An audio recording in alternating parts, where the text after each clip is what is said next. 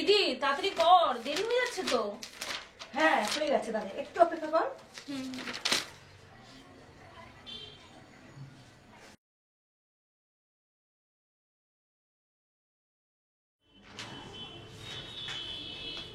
এই শোন, বলছি ঠিক মতো পরীক্ষা দিস, মাথা ঠান্ডা করে। হ্যাঁ তাড়াহুড়ো করবি না, আর খুব সাবধানে যাবি, বুঝেছিস? হ্যাঁ হ্যাঁ।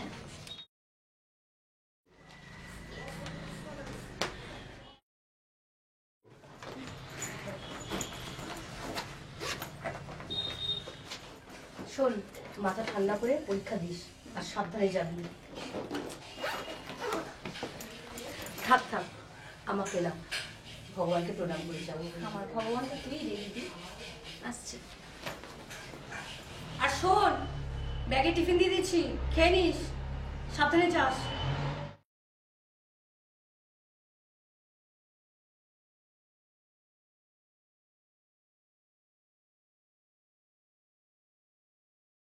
কি ব্যাপার, তুমি এই অসময়?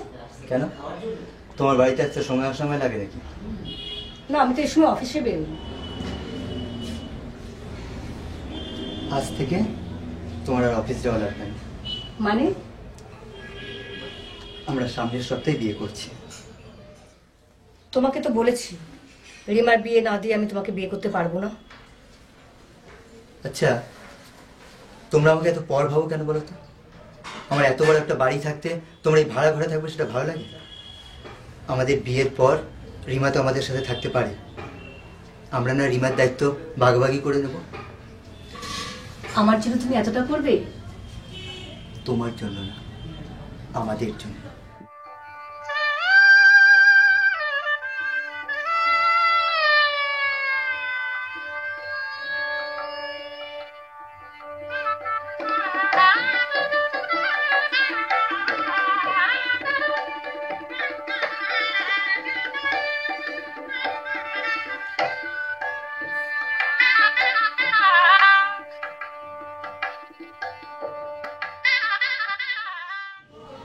তোমার পায়ের ব্যথাটা কেমন আছে? ওই মাঝে মাঝে বাড়ে, এমনি নাম ঠিক আছে। ওষুধটা ঠিক মতো লাগবে। ঠিক আছে। আচ্ছা, কাল অনেক রাত অব্দি সীমার ঘরে লাইট জ্বলছিল কেন? হয়তো পড়াশোনা করছিল। না না, এত রাত অব্দি পড়াশোনা করতে বারণ করো, কোথায় শরীর খারাপ করবে। ও আমি বলতে পারবো না, আমি বললে ও রাগ করে। যা বলো তুমি বলো। পড়াশোনা করছে ঠিক আছে, কিন্তু শরীর খারাপ করবে না। কি বলবো বলো? গুড মর্নিং দিদি।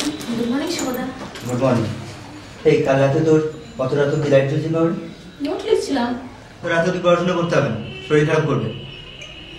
এই হ্যাঁ আমি উঠছি। হ্যাঁ, ও আমিও যাবো তো তোমার সঙ্গে। ও তোকে তো আমার ছাড়তে হবে। চলো, এই সাবধানে দেখো। আসছি রে দিদি। সাবধানে যাস।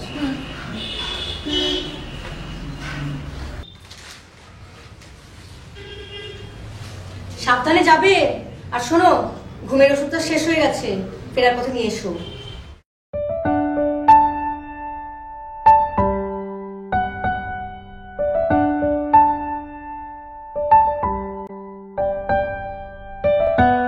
অফিস থেকে আজ এত তাড়াতাড়ি চলে এলে? অফিসে তোমার কথা খুব মনে পড়ছিল। তাই না? তা শুভবাবু, আজ এত রোমান্টিক মুডে?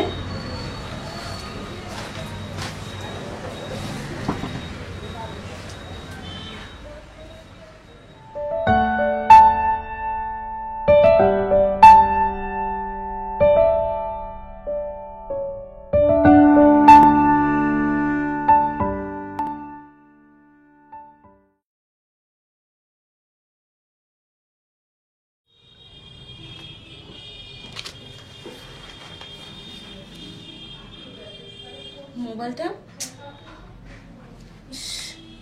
বিকেলে দিদির ওখানে গেছিলাম, ওখানে নিচে ফেলে এসেছি।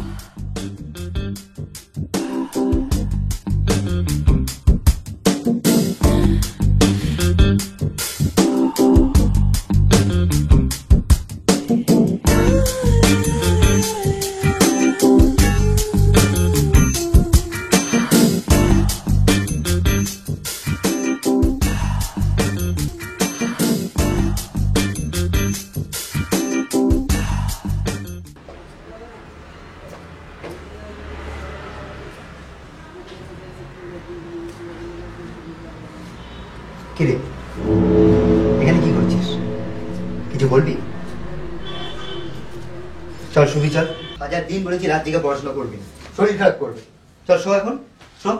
কালকে তুই ডাক্তারের কাছে নিয়ে যাবো, শো। খালি রাত জেগে পড়াশোনা, শো তাড়াতাড়ি।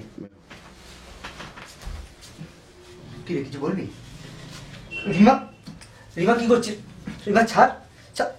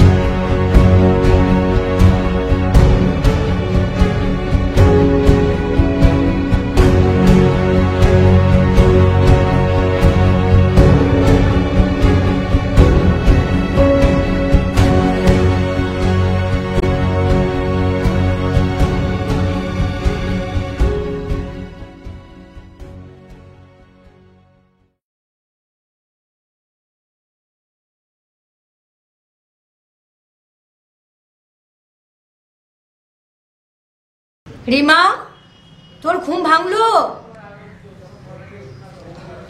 আমি বেরোচ্ছি।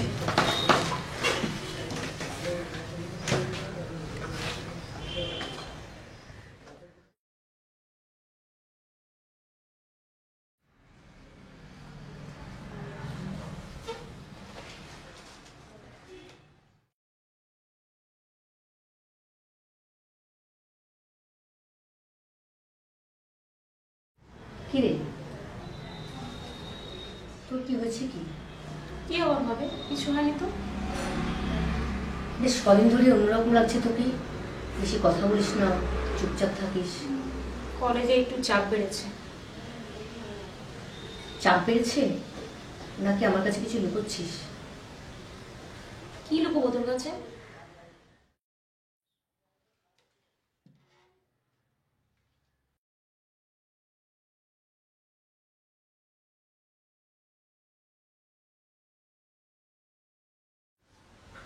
কি ব্যাপার বলো তো?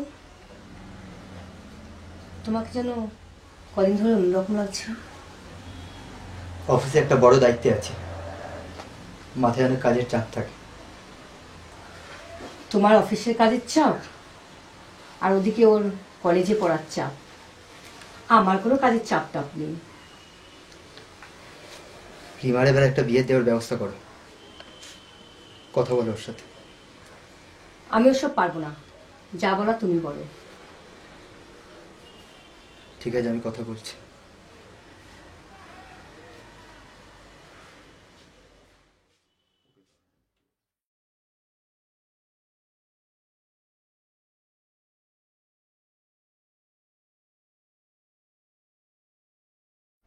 দিন দিন যেন বাড়ির পরিবেশটা বদলে যাচ্ছে, ঠিক বুঝতে পারছি না।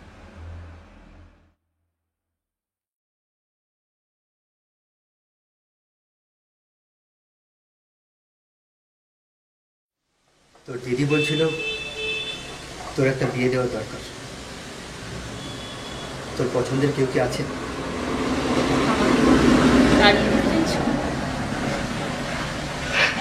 তোর দিদির চোখে চোখ রেখে আমি কথা বলতে পারছি না, নিজেকে দোষী মনে হচ্ছে। আমি দোষী। ডিসিশনটা জানিয়ে দিস। শুভদা, আমি প্রেগনেন্ট।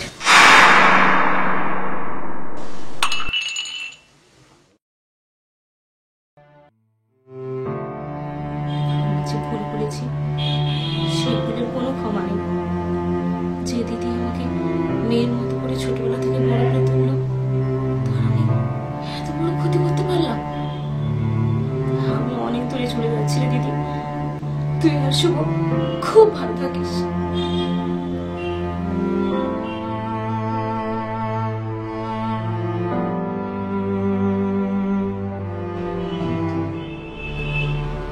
খুব ভালোবাসি সিমি।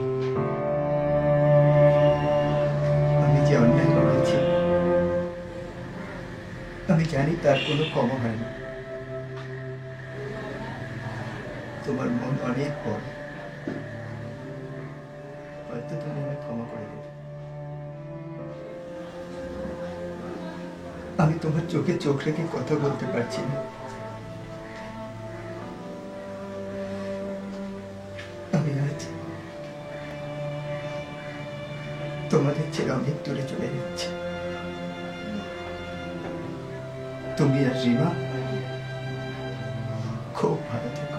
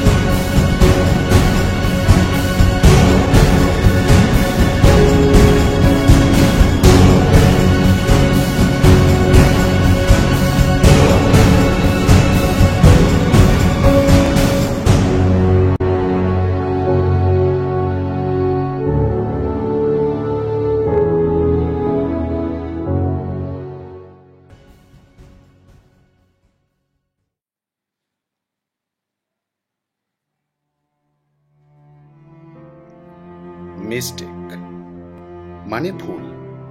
আমরা দৈনন্দিন জীবনে অনেক ভুল করি, অবশ্য সেই ভুলগুলি আমরাই সংশোধন করে নিই। তবে কিছু ভুল এমন ঘটে যা সংশোধন করার জায়গা হয়তো থাকে না, তার পরিণতি হয় ভয়ঙ্কর, যেটা শুভ আর রিমার ক্ষেত্রে ঘটল। আপনারা হয়তো এতক্ষণ ভাবছেন সীমার তবে কি হবে। আমরা তো দেখেছি অনেক প্রতিকূলতার সঙ্গে সীমাকে লড়াই করতে। সীমা লড়াকু মেয়ে।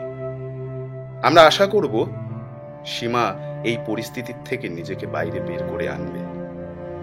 সীমার জন্য রইল আমাদের আন্তরিক শুভেচ্ছা।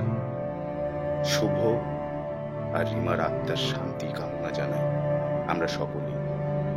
ওরা যেখানেই থাকুক যেন ভালো থাকে।